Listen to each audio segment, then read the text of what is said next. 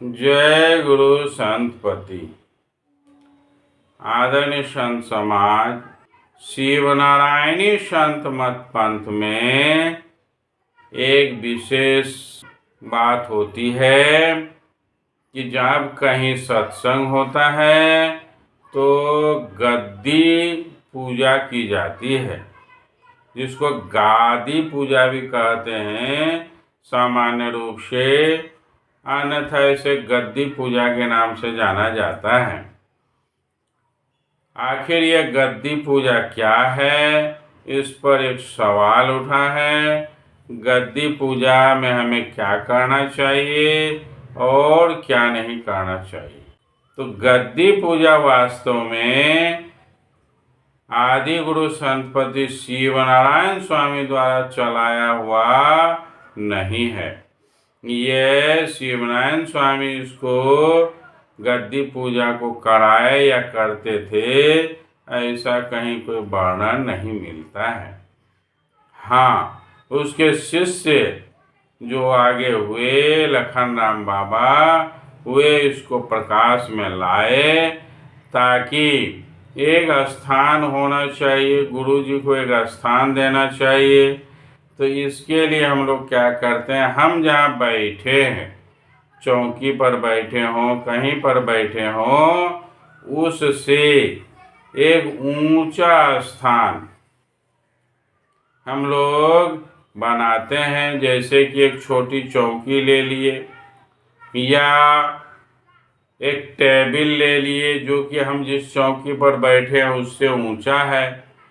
उस पर स्वामी जी के फोटो को लगाकर उसके सामने स्वामी जी द्वारा रचित ग्रंथों को उसमें रखते हैं और उस पर जो है पान है, सुपारी है और इसके अलावा कुछ फल वगैरह अगल बगल रखकर धूप बत्ती उसके आगे जलाते हैं।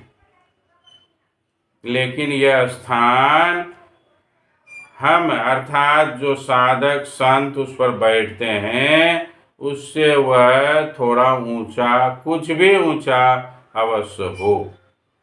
यह गद्दी है और उस पर जो ग्रंथ है, तो ग्रंथ जो है स्वामी जी का प्रतीक माना जाता है कि ये ग्रंथ साहब बैठे हुए हैं, अर्थात स्वामी जी विराजमान हुए। और उनकी पूजा अर्चना में हम जितना सात्विकता ला सकें करते हैं और उसके अगल बगल इर्द गिर्द बैठकर सत्संग करते हैं। यह गद्दी पूजा है। हालांकि गद्दी को सजाने के लिए, गद्दी में दीपक जलाने के लिए जो महंत होते हैं, उसे बैठने के लिए मंत्र दिए हुए हैं। ये मंत्रों के माध्यम से वे उस पर जो है सारा कार्यक्रम करते हैं। जब सत्संग समाप्त हो जाता है, दीपक बुझाने के लिए, गद्दी हटाने के लिए, ग्रंथ उठाने के लिए इनके भी मंत्र हैं। यह सारा चीज किया जाता है। तो ये गद्दी पूजा लगाने से लाभ यह है कि जब कोई चीज सज जाता है, यह लगाने से अब यह हो गया कि अब यह एक मंदिर बन गया। जिस परिसर में हम बैठे हैं सत्संग के लिए, अब वह जगह साधारण नहीं रह गई, वह एक सत्संग स्थल हो गया और उसके इर्द गिर्द हम बैठकर सत्संग भजन करते हैं, प्रार्थना करते हैं।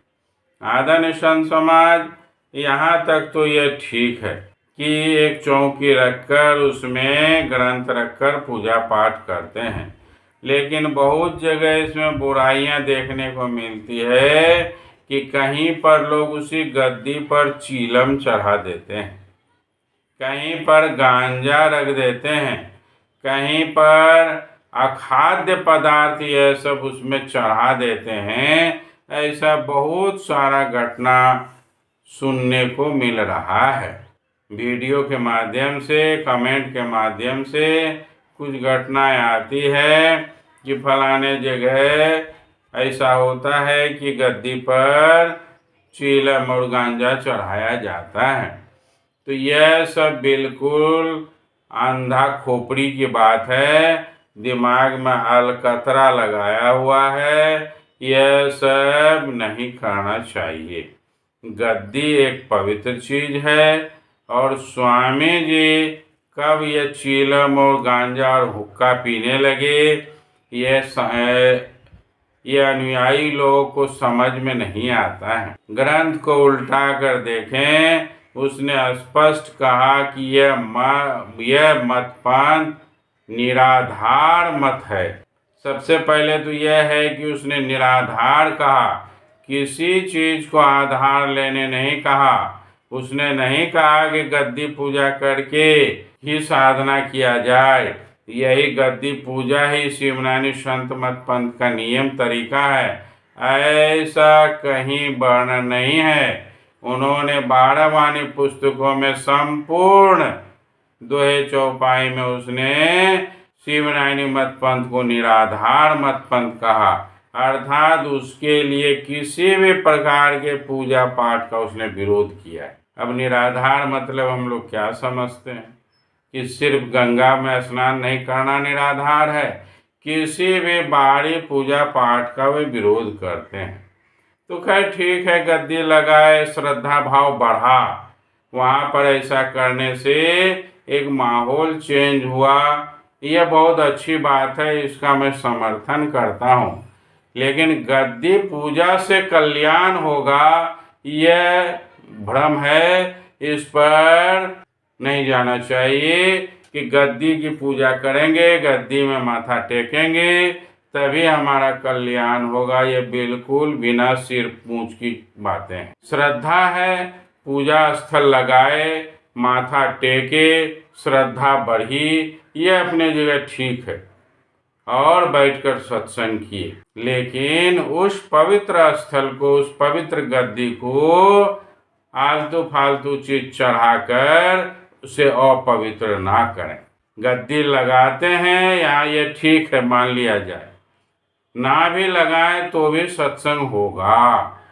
लेकिन इससे दो चीज होती है, एक पता चलता है कि हम किस मत पंथ को मानने वाले हैं, उसका क्या तरीका है। दूसरा, स्वामी जी का फोटो रहता है, इससे लोग समझते हैं कि स्वामी जी का ये कार्यक्रम चल रहा है।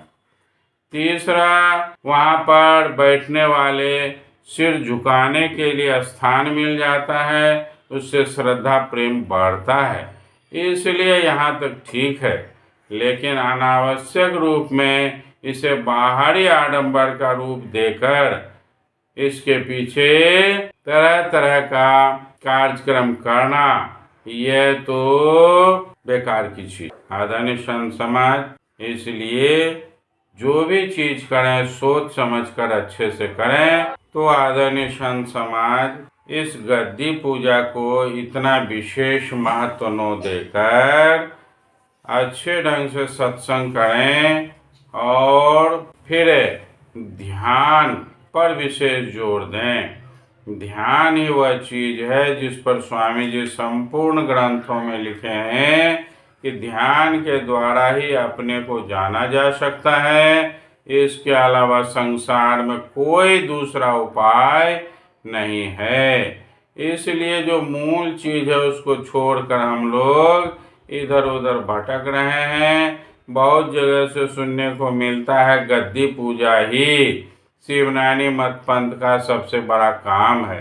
यह बिल्कुल ही अलकतरा पूछने वाली बात है।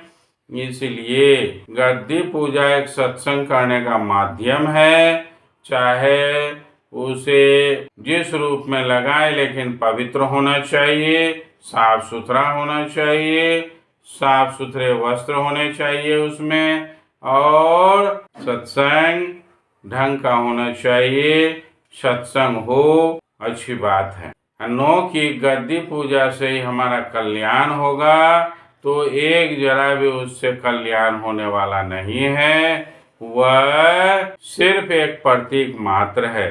कल्याण करना है तो सद्गुरु से दीक्षा लेने के बाद वे जो ज्ञान ध्यान दिए हैं उसे एकांत में बैठकर अपने अंदर ही अंदर करना है। यह कल्याण का मार्ग है। बाद बाकी यह सब जितने रास्ते हैं इनसे कल्याण होने वाला नहीं है। आदरणीय संत समाज, इसलिए जो चीज हकीकत है, वास्तविक है, उस पर काम करें। नौ की आलतू फालतू चीजों को करके अपने समय और जीवन को बर्बाद ना करें। सत्संग अवश्य करें। सत्संग करना बहुत जरूरी है। जब हम सत्संग करते हैं तो मन में जो विकार पैदा होता है, वह विकार एक बार अवश्य सोचता है ये मन कि हमें यह नहीं करना चाहिए, वह नहीं करना चाहिए, वह नहीं करना चाहिए, और उससे हटना चाहता है। अगर सत्संग करके भी अगर कोई विकार नहीं हट रहा है, इसका मतलब है बिल्कुल बेकार है, कुछ नहीं कर रहा। इसलिए साप्ताहिक सत्संग की प्रथा इसलिए हुई कि सप्ताह भर में हमारे द्वारा मन में तरह तरह के विकार अगर घर कर गए, सप्ताह में किसी अच्छे सत्संग में बैठे, वहाँ पर चर्चा हुई, झूठ नहीं बोलना चाहिए, चोरी नहीं करना चाहिए, व्यभिचारी नहीं करना चाहिए, नशा नहीं करना चाहिए, तो कुछ जब कान में जाएगा तो अगर भूल कर रहे हैं तो उधर से रिटर्न होंगे। बार बार सुनते सुनते सुनते कभी तो समझ जाएंगे। आदरणीय संत समाज, गद्दी पूजा कीजिए, पवित्रता से कीजिए, सत्संग कीजिए, लेकिन इसमें और ज़्यादा आडंबर मत फैलाइए, भांग धतूरा मत चढ़ाइए और अपने सही लक्ष्य की ओर जाइए। स्वामी जी के ग्रंथ को पढ़िए। पढ़ नहीं सकते हैं तो मैं वीडियो बारी बारी से दे रहा हूँ, उसको श्रवण ही कीजिए। श्रवण करके अपने जीवन का कल्याण कीजिए। जय गुरु संत।